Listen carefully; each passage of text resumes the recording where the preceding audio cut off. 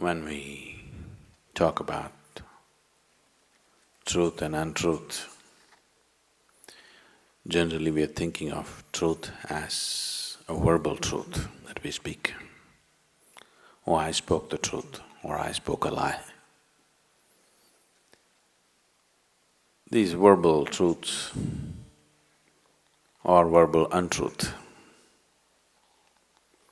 is a more moral and ethical issue, not an existential issue, a social thing.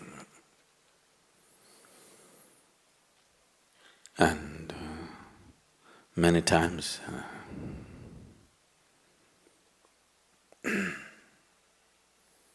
you know, there's a lot of terrorist attacks going around in the world. You just had one, we've had plenty back home. A hall like this is a terrorist paradise. People packed up like this in one place, they can have maximum impact. It's a good place. No?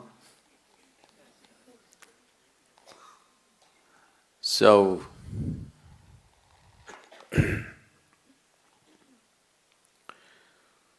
when I was coming just now, I met a terrorist.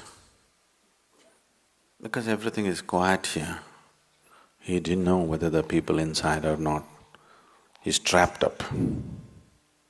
He asked, are there people inside?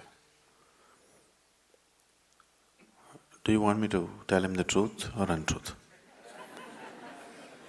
Huh? You want me to speak the truth or untruth? What kind of people are you? So, what is truth? What is untruth? It is not in the words that you speak. It is in the way you hold the life within you.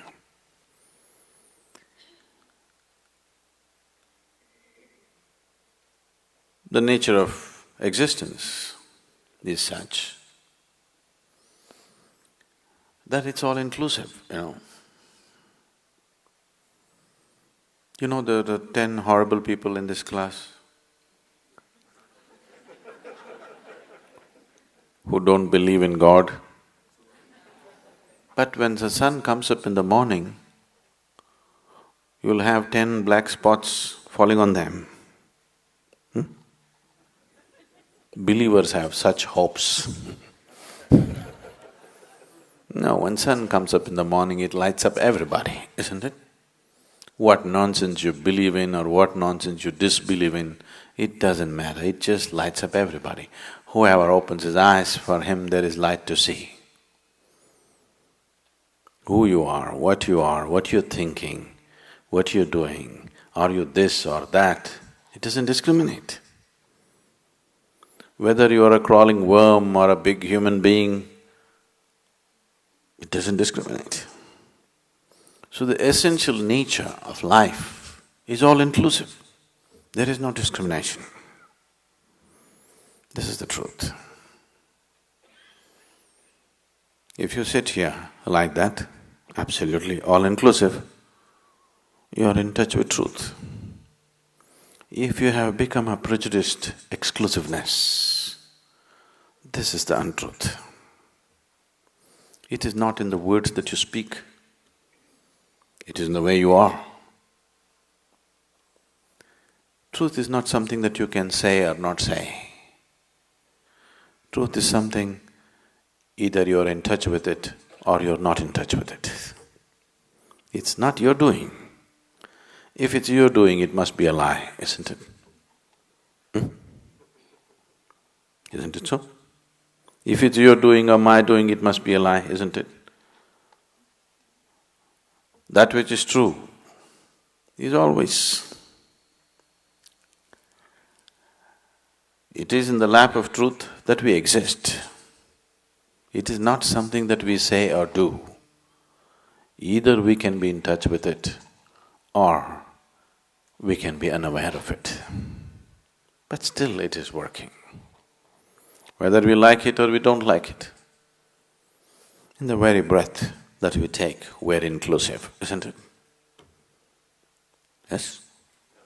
Whether we are willing or unwilling, in the very breath that we inhale and exhale, we are all inclusive, isn't it?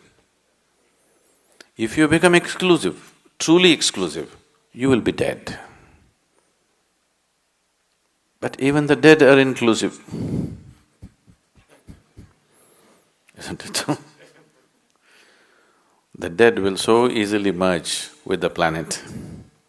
They are also very inclusive. The alive are supposed to be consciously inclusive. Dead are dead, so they're unconscious and they're inclusive.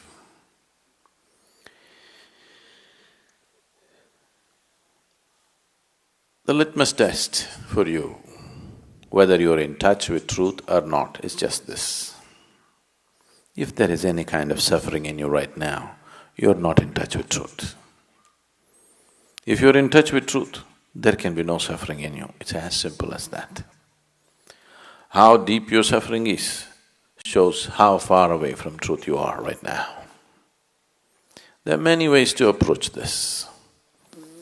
We have been trying to open up doors in the last few days. Whatever we have been doing here, I've been repeatedly saying this is not a teaching, this is just a method. Now seeing that my responsibility is limitless, is not a teaching, it's just a method.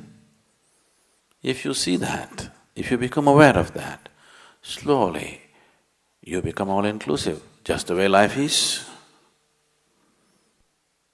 Like every aspect of life is inclusive, you also become inclusive. If you're accepting what is there right now, absolutely, once again you're inclusive. They're not two different things, just different types of vocabulary, that's all. Essentially, you want to move from exclusiveness to inclusiveness.